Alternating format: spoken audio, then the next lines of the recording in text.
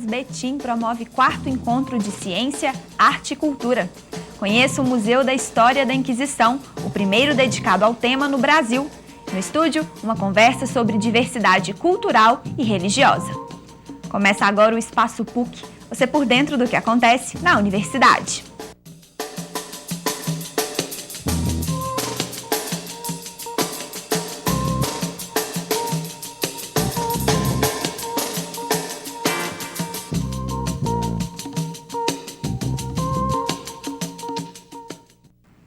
Olá! Durante esta semana, a PUC Minas Betim realiza o 4º Encontro de Ciência, Cultura e Arte, o ECAC.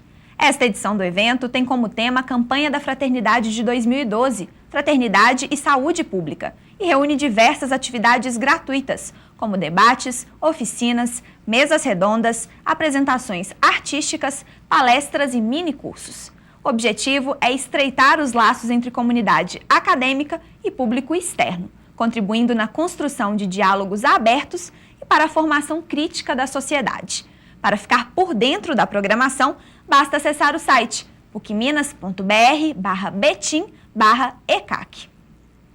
Os interessados em conhecer melhor a história do período da Inquisição no Brasil e no mundo não podem deixar de visitar o primeiro museu dedicado ao tema no país. Inaugurado recentemente, o museu possui painéis, gravuras e pinturas, além de documentos e réplicas de objetos que retratam um pouco da época. Caroline Mello esteve lá e traz mais detalhes. Confira.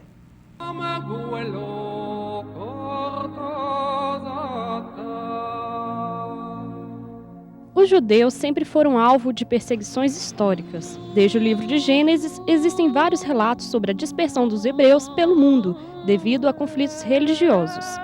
Segundo a Associação Brasileira dos Descendentes de Judeus da Inquisição, a Abradim, estima-se que 85% das vítimas julgadas como hereges eram judeus, chamados cristãos novos ou marranos. Para o professor e coordenador do curso de Filosofia, Ibrahim Vitor de Oliveira, as raízes dessas discórdias surgem quando a religião é substituída pela disputa entre culturas. A pessoa participa de uma cultura, habitua-se a um determinado âmbito religioso, nele vive, e este âmbito religioso faz parte, participa da sua vida, quase que, digamos, biologicamente. Daí surge uma possibilidade de uma intolerância com relação a outras religiões. Os judeus, né, são aqueles que acabam no Ocidente sofrendo mais, principalmente pelo fato de o cristianismo considerar os judeus como aqueles, né, que mataram Cristo. Certamente não é verdade, porque muito mais é culpa dos romanos. Na busca de resgatar a memória do povo judaico durante a Inquisição, a Abradim fundou o primeiro museu da história da Inquisição do Brasil. Para o diretor e fundador do museu, Marcelo Guimarães, a importância desse espaço está em propor combate às batalhas religiosas. O museu, ele tem vários aspectos, o aspecto histórico, cultural, de ensino, mas o mais importante, na minha opinião, como fundador do museu, é o aspecto social. É o aspecto que nós vamos ressaltar os riscos de danos de uma intolerância pode trazer. O que, na verdade, o museu quer, desse aspecto social, é resgatar, através desta história mostrada, a dignidade humana, mostrando os riscos e danos de uma intolerância e de uma ignorância dos tempos passados. O museu contará a história da Inquisição desde 1492, quando os judeus foram expulsos da Espanha. E esses judeus expulsos espalharam para o mundo, inclusive Portugal, onde não havia chegado a Inquisição.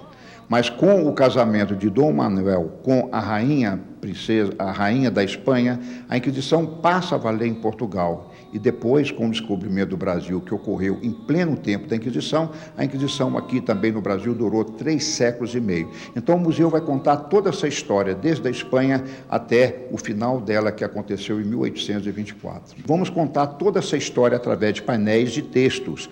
E essas gravuras são gravuras de pintores da Idade Média, como Francisco Goya, Hugo Guerreira e outros mais. Temos também documentos originais, como, por exemplo, de Filipe II, o rei português. Temos o Manual da Inquisição, em latim, de 1623. Temos livros sobre os inquisidores, datados de 1637, e além de um pedaço de rolo da Torá que sobreviveu às fogueiras da Inquisição. Também temos aqui a sala de tortura, que vai mostrar réplicas desses equipamentos de tortura, bem como os instrumentos usados na época da Inquisição. Para esta visitante do museu, a solução para evitar conflitos, principalmente de caráter religioso, é a aceitação e tolerância às diversas culturas existentes. Quando você tem respeito, você consegue tudo.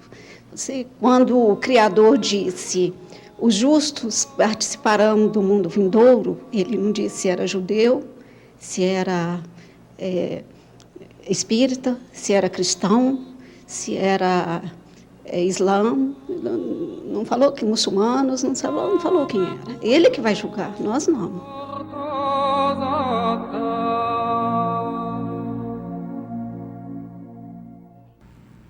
O Museu da História da Inquisição fica na Rua Cândido Naves, número 55, no bairro Ouro Preto.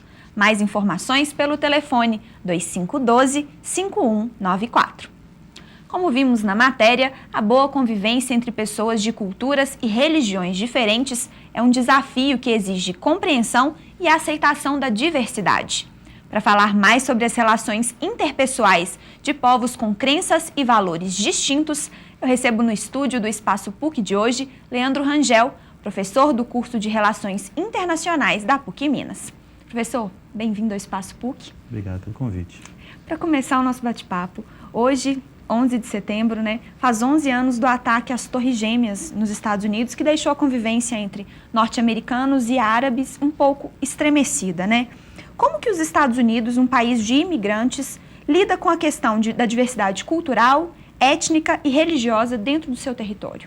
Interessante a pergunta, na medida de que, de fato, é um país construído por estrangeiros, por diferentes, ou seja, pessoas desconhecidas para aquela região que migram e tentam construir minimamente um lugar habitável.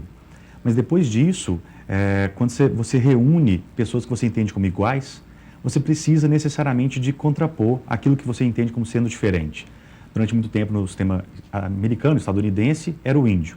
Mas depois que o índio foi cooptado também e dominado, precisa ser o estrangeiro, aquela pessoa que vive distante do território americano. É assim em todos os povos na história, em todos os países na história, ou seja, a formação de um país, ou de uma região, ou de uma etnia em especial, tem muito essa característica da diferenciação, de você se comparar com alguém e buscar aquilo que é distinto.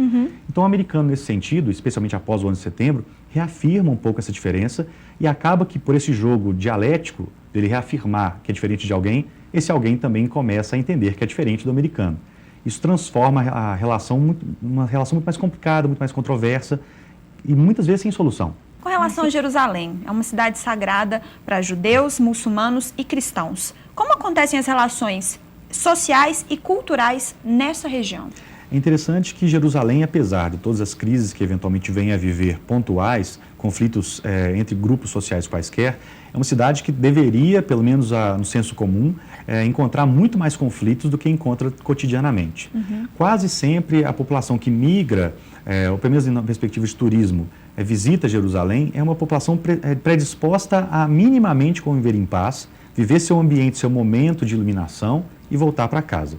Agora, as discussões de quem é morador de Jerusalém e que disputa muito menos a posse, mas muito mais o controle da região, da cidade e dos pontos fundamentais de cada grupo religioso, aí sim são mais complexas, são mais controversas. Isso, na realidade, não vai ter solução nunca na vida. Por mais que 90 e poucos por cento, hipoteticamente, da população, de todos os núcleos, quer seja cristão, quer seja judaico, quer seja muçulmano, achem razoável a convivência, se a gente tiver 1%, 2%, poucos por cento de pessoas insatisfeitas com aquela relação, elas vão causar controvérsias, vão causar conflitos, e esse conflito vai quase sempre eclodir em questões de violência de fato.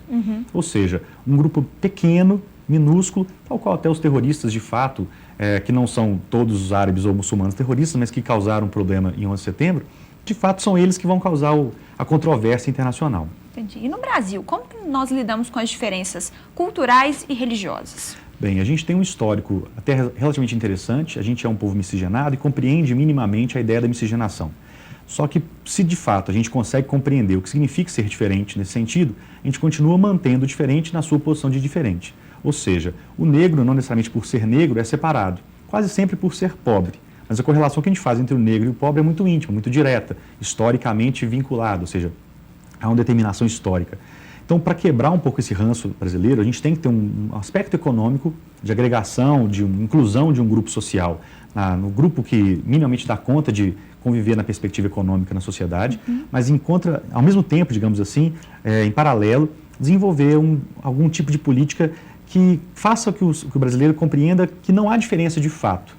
A gente ainda lida com essa ideia de que somos diferentes, mas não lidamos com a diferença. Não precisaríamos ser assim. Poderíamos muito bem lidar com a ideia de que não há diferença na relação brasileira, por exemplo. Ok. Professor, muito obrigada pela presença no Espaço PUC. Obrigado. O Espaço PUC de hoje fica por aqui. Se você tem alguma sugestão, entre em contato com a gente. Envie um e-mail para espaçopuc@pucminas.br. Eu te espero amanhã, às 5h30 da tarde, ao vivo pela PUC TV. Nos acompanhe também pelas redes sociais. Obrigada pela companhia. Tchau!